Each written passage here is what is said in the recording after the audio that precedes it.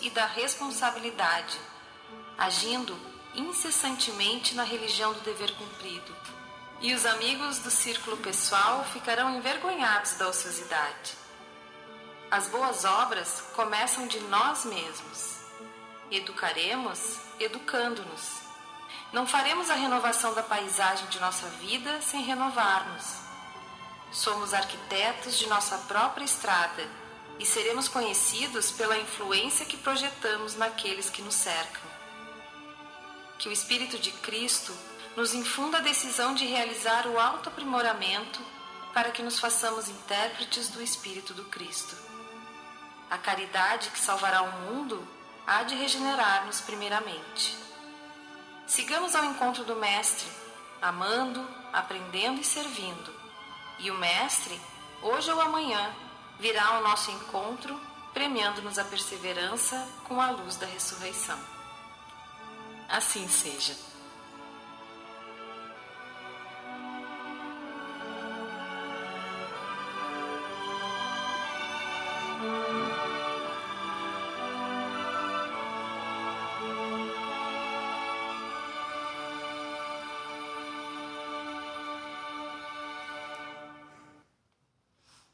Boa noite a todos os nossos irmãos, encarnado e desencarnado, que se encontram aqui nesse momento. Boa noite aos nossos irmãos que estão nos assistindo pelo Facebook, que se sintam à vontade para colocar suas águas para fluidificar. E quero fazer um convite para todos vocês, para segunda-feira que vem, dia 13, assistir, seja pela página do Facebook ou presencialmente, a sessão especial do Dia da Criança. Será realizada pelas nossas crianças, os nossos jovens, que fazem parte das nossas aulinhas da evangelização. Então, a gente gostaria da presença de vocês, vai ter música, eles vão cantar, e eles que vão coordenar a sessão do dia 13. Contamos com a presença de todos vocês. E com a permissão de Feliciano Prates, Francisco Jesus Vernetti, estão abertos os trabalhos da noite de hoje.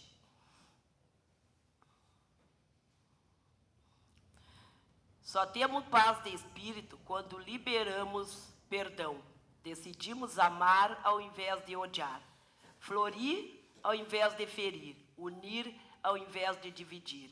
Temos paz de espírito quando aprendemos a cultivar a paz em nós mesmos. Às vezes saímos de uma tempestade para outra, mas enquanto Deus for nossa companhia, atravessaremos cada uma delas. Tenha um tempo para você, para os pensamentos bons, cuide da sua fé, dos seus sonhos, da sua paz, ilumine a sua alma com uma bela oração. Se ame, se queira e nunca se esqueça de que somos filhos do Rei Jesus. Deem graças ao Senhor, porque Ele é bom e o seu amor dura para sempre. Que tenhamos a certeza que nunca estaremos sozinhos. Em qualquer situação, o nosso Pai misericordioso nunca abandona seus filhos. E tem os eleitos dele também, que são nossos anjos da guarda, aqueles que estão sempre nos iluminando e nos cuidando.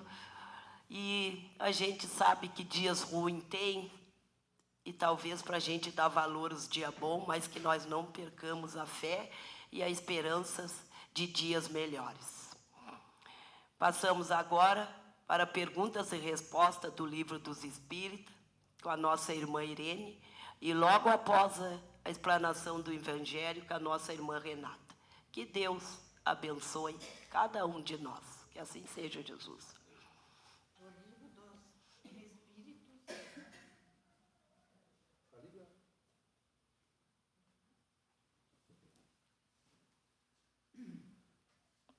Do Livro dos Espíritos, ainda sobre libertação da alma.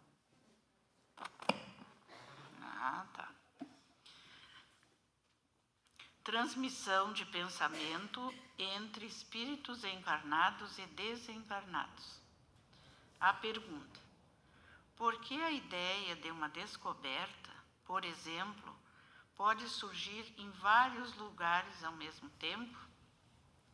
Já dissemos que durante o sono os espíritos se comunicam entre si. Quando o corpo físico desperta, o espírito lembra-se do que aprendeu e o homem julga ser o autor da invenção. Assim, muitos podem descobrir ou inventar a mesma coisa ao mesmo tempo. Quando dizem que uma ideia paira no ar, estão usando uma figura de linguagem mais exata do que supõem. Desse modo, sem suspeitar, cada um contribui para propagá-la. Outra pergunta: os espíritos podem se comunicar se o corpo físico estiver completamente acordado? O espírito não está encerrado no corpo físico, como se estivesse numa caixa. Ele irradia-se por todos os lados. Assim, ele pode se comunicar com os outros espíritos, mesmo estando acordado, embora o faça com mais dificuldade.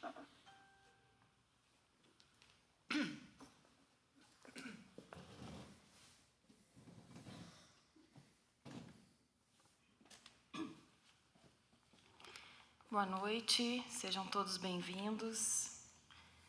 Bem-vindos também aqueles que nos assistem pela nossa página no Facebook. A reflexão da noite de hoje é sobre o livro Tenho Sede, o Evangelho como Terapia para a Cura da Ansiedade, de Adeilson Salles. Tenho sede de quê? Ele faz uma reflexão muito interessante sobre isso, sobre a nossa sede.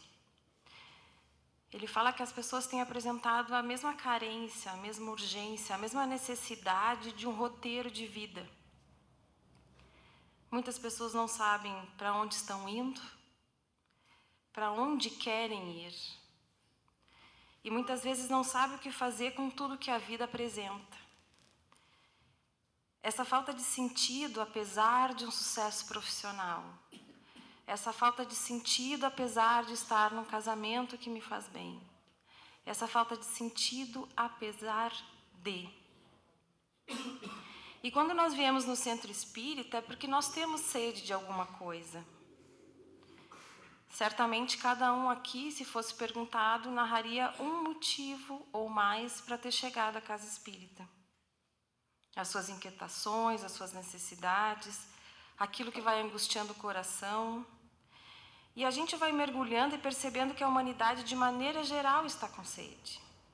Sede de paz, sede de serenidade, sede de esperança, sede desse sentido da vida. E aí a gente percebe que, na verdade, todos nós estamos atordoados perante as demandas do mundo. A gente precisa produzir, a gente precisa ser feliz, a gente precisa buscar uma perfeição, a gente precisa estar bem fisicamente, a gente precisa de muita coisa. E essas necessidades que o mundo vai gerando, vai nos saciando muito pouco dessa sede. Na maioria das vezes, essa busca por esse mundo, muitas vezes ilusório, vai nos afastando da nossa essência espiritual. Então, que sede é essa? Que sede eu tenho? Que sede nós temos? E o que vai saciar essa sede? Às vezes a gente pensa que Jesus está muito longe de nós. Nós falamos aqui na doutrina espírita, Jesus é nosso modelo e guia, e o quão longe estamos desse modelo. Nós reconhecemos o Evangelho de Jesus, mas o quanto é difícil seguir as mensagens de Jesus de fato. Tem aquela passagem de Jesus que pede água à mulher samaritana e ela não entende como é que ele se dirige a ela não era digna de falar com Jesus. E aí a gente pensa, os nossos medos, as nossas inseguranças não nos deixam dar de beber ao Cristo?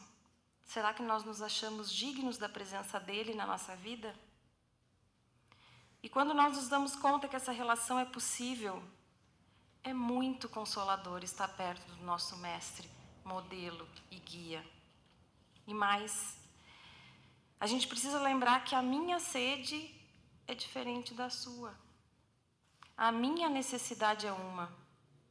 A minha dor é diferente.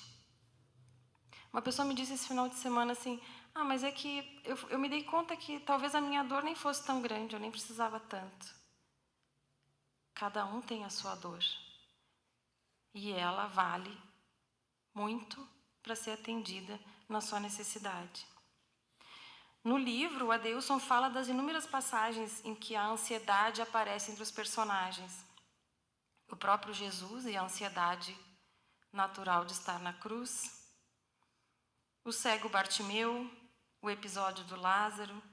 Todos eles, de alguma forma, nos textos do Evangelho, fazendo essa relação entre esses momentos cruciais na vida de cada um e a ansiedade com as lições do Cristo. Levantar e tirar a capa como Bartimeu. Remover a pedra do túmulo do nosso coração, lembrando Lázaro. E tirar a queixa, esquecer as amarras do passado e seguir em frente. E aí, pensando nessa ansiedade dos personagens do Evangelho, que é uma visão interessante, o Adeilson é psicanalista, ele vai talvez nos fazer refletir como espírita. Eu tenho sede, mas o que eu estou fazendo para saciar a minha sede?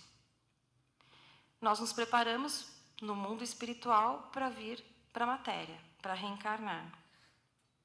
E aí a gente pensa em consolidar esses aprendizados para que aqueles nossos ideais do plano reencarnatório, de todos os combinados que nós viemos para a reencarnação, se cumpram.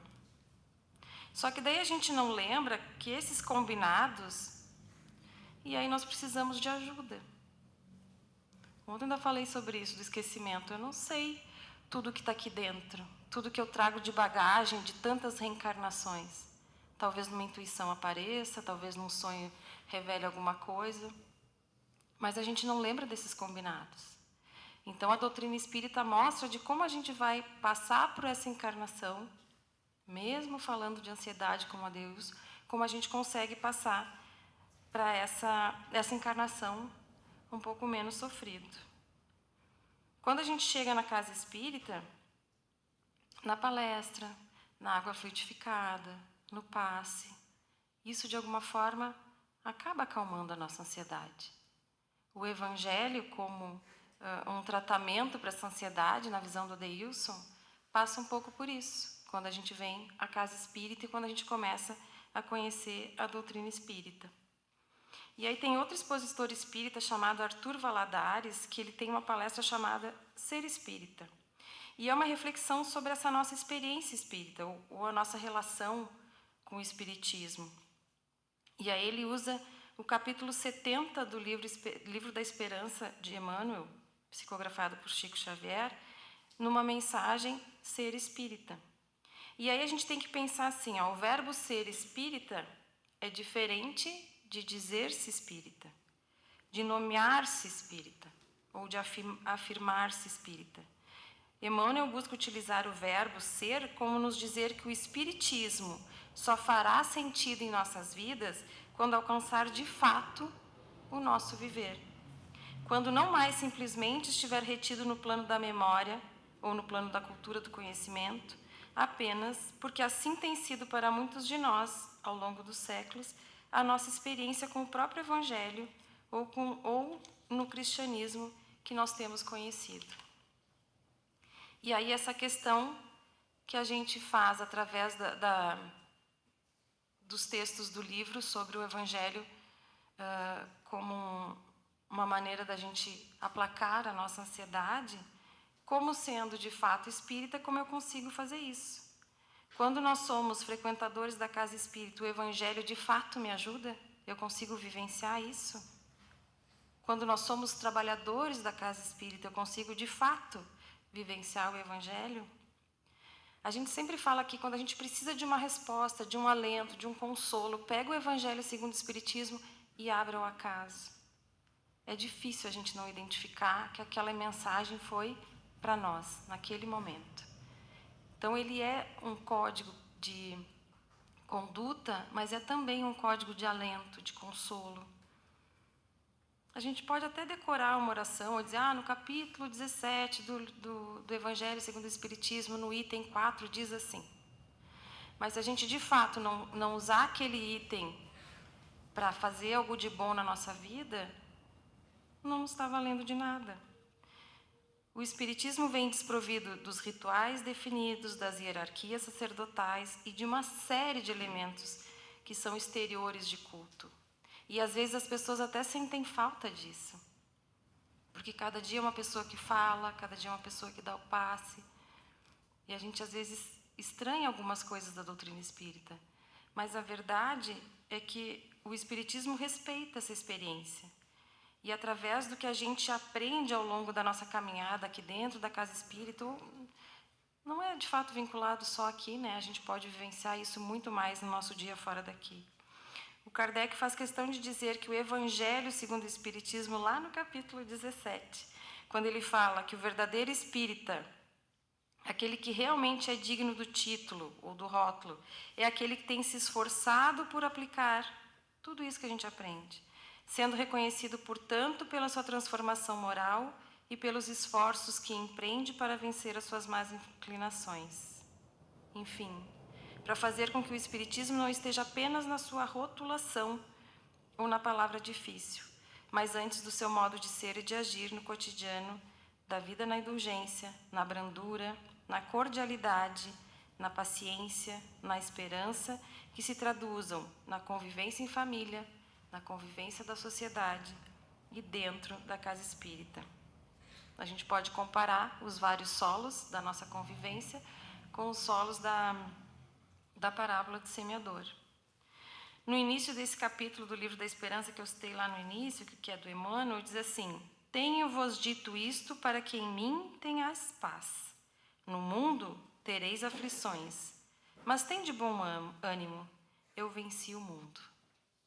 Diante de tudo isso que a gente luta, numa ansiedade coletiva, dá para se dizer, tem de bom ânimo. Nós vencemos, nós venceremos. E como que a gente vai fazer isso?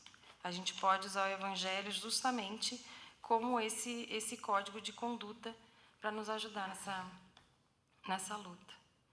Esse versículo que o Emmanuel fala, para falar de ser espírita, fala exatamente isso, das nossas lutas, que fala das aflições, das dificuldades, porque quem abraça sinceramente a proposta com Jesus, espera um pouquinho mais de luta, talvez. Dizem que quanto mais a gente conhece, quanto mais a gente tem consciência, mais responsabilidade a gente tem.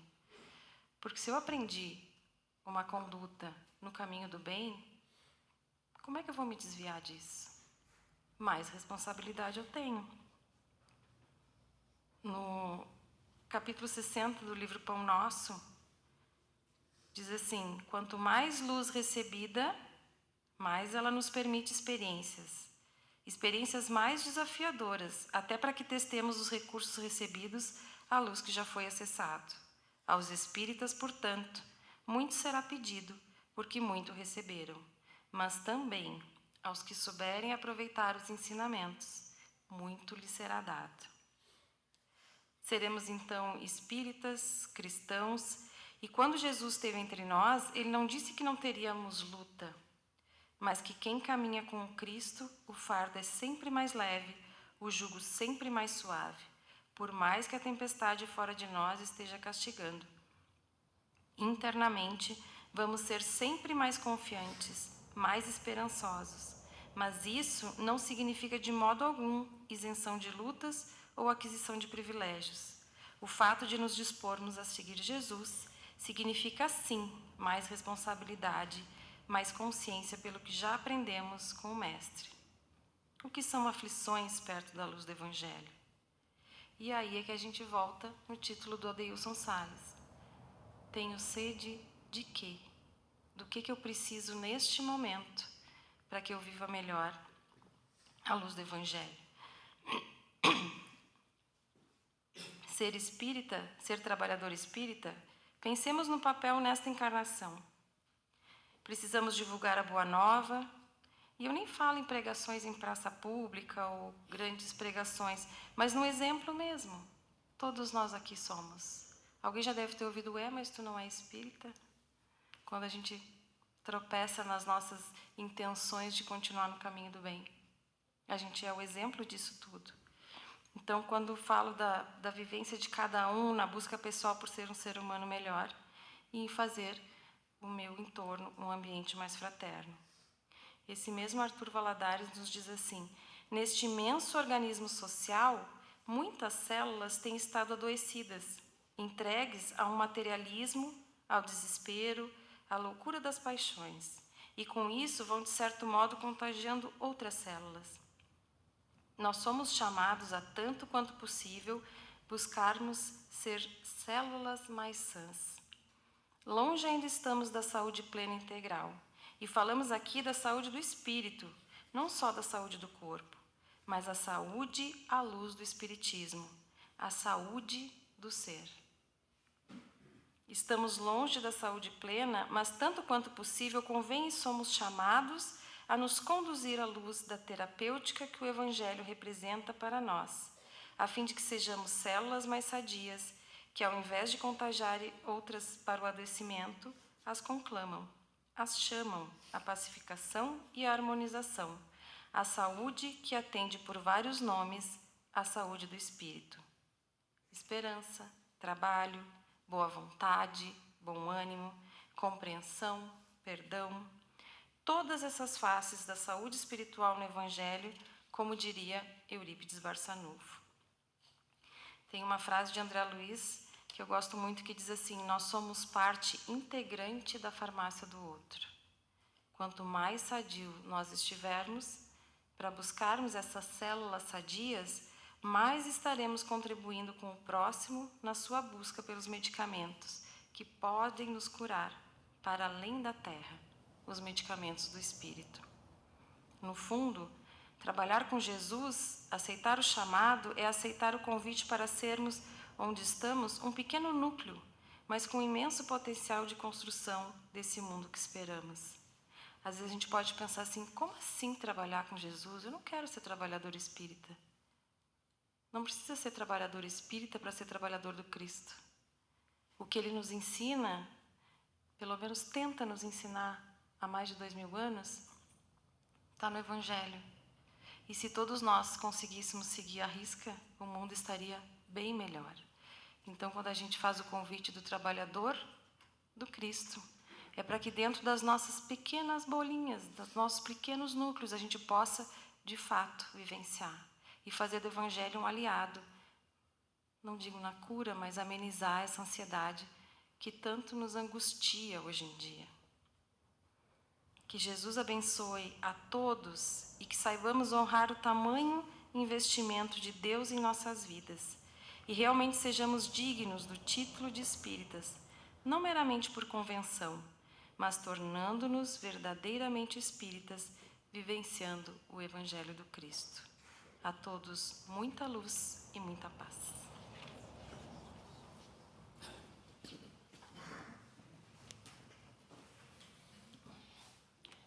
Vamos serenando, elevar o nosso pensamento a Deus e a Jesus e fazer os nossos agradecimentos, que na certeza de quando estamos agradecendo, já estaremos recebendo o necessário para a nossa evolução, que os amigos de luz, nossos guias e mentores, possam derramar muita luz sobre os nossos familiares, amigos, sobre aqueles que se encontram nos seus lares em sofrimento, aqueles que estão nos hospitais junto aos seus acompanhantes, os profissionais da saúde, os nossos idosos nas casas geriátricas, as nossas crianças nas casas de passagem e o orfanato, os jovens no reformatório, os presos nos presídios e todos aqueles que de uma forma ou de outra fazem parte da nossa encarnação, seja no nosso local de trabalho, que eles sejam também agraciados pela mesma luz que está sendo derramada sobre todos nós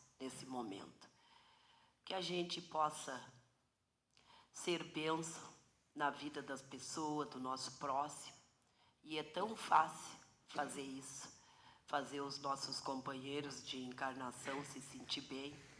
Uma oração tão simples que não precisa ser oração decorada. A melhor oração que tem é dizer: que Deus te abençoe, que Deus me abençoe, que abençoe as pessoas ao nosso redor.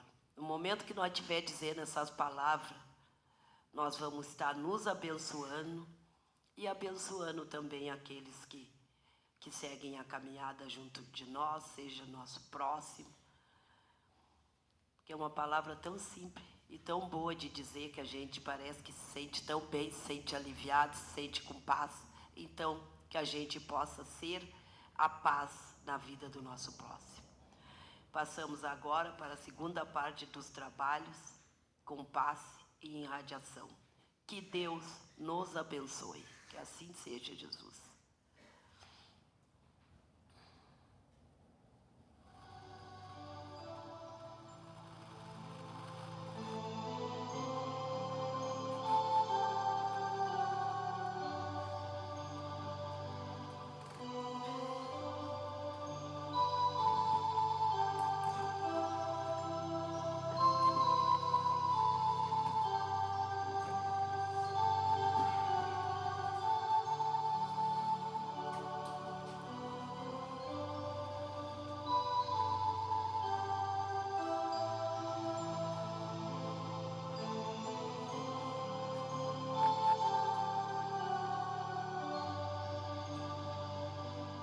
Pai nosso que estais nos céus, e em toda parte estais manifesto, favorece a paz no meu lar, para que nele não haja espaço para a discórdia ou a malquerença, mas sim para a harmonia, entendimento, bem-querer e alegria. Sei que essa condição deve ser o resultado dos nossos esforços nesse sentido, mas nós, seres humanos, somos frágeis e imperfeitos e ainda não aprendemos a vivenciar os ensinamentos do Evangelho. Por isso te peço ajuda, para que a minha presença no meu lar possa ser uma fonte de paz e tranquilidade, amor, alegria e confiança, e que os meus familiares possam harmonizar-se e todos juntos aprendermos a vivenciar a verdadeira fraternidade. Fica, Senhor, conosco e nos ajuda a melhorarmos a cada dia que passa os nossos ambientes.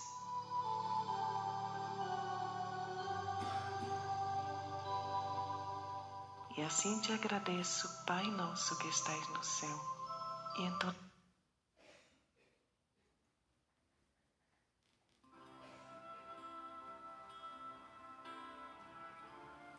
nosso Pai, que sois todo poder e bondade, dai força àquele que passa pela provação, dai luz àquele que procura a verdade, ponde no coração do homem a compaixão e a caridade. Deus, dai ao viajor a estrela guia, ao aflito a consolação, ao doente o repouso. Pai, dai ao culpado o arrependimento, ao espírito a verdade, à criança o guia, ao órfão o pai. Senhor, que a vossa bondade se estenda sobre tudo que criastes. Piedade, Senhor, para aqueles que não vos conhecem, esperança para aqueles que sofrem. Que a vossa bondade permita aos espíritos consoladores derramarem por toda parte a paz, a esperança e a fé. Deus, um raio, uma faísca do vosso amor pode abrasar a terra. Deixai-nos beber nas fontes da vossa bondade fecunda e infinita, e todas as lágrimas secarão, todas as dores se acalmarão. Um só coração, um só pensamento subirá até vós, como um grito de reconhecimento e de amor. Como Moisés sobre a montanha, nós vos esperamos de braços abertos. Ó bondade, ó beleza, ó perfeição, e queremos de alguma sorte alcançar a vossa misericórdia. Deus, dai-nos força de ajudar o progresso, a fim de subirmos até vós. Dai-nos a caridade pura, dai-nos a fé e a razão.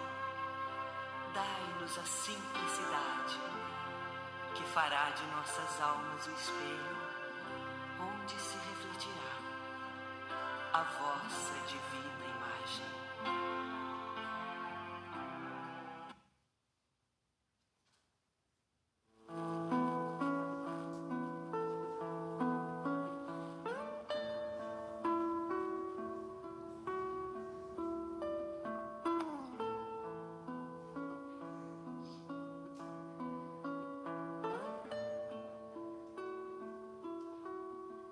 Quanta luz neste ambiente, descendo sobre nós, vibrando em nossa mente. Quanta luz, quando assim em prece minha alma cresce aos olhos de Jesus. Quanta luz, quando em oração a voz do Mestre fala aos nossos corações. Quanta luz descendo sobre nós. Quanta luz, quanta luz, quanta luz neste ambiente, descendo sobre nós, vibrando em nossa mente. Quanta luz, quando assim em prece minha alma cresce aos olhos de Jesus. Quanta luz,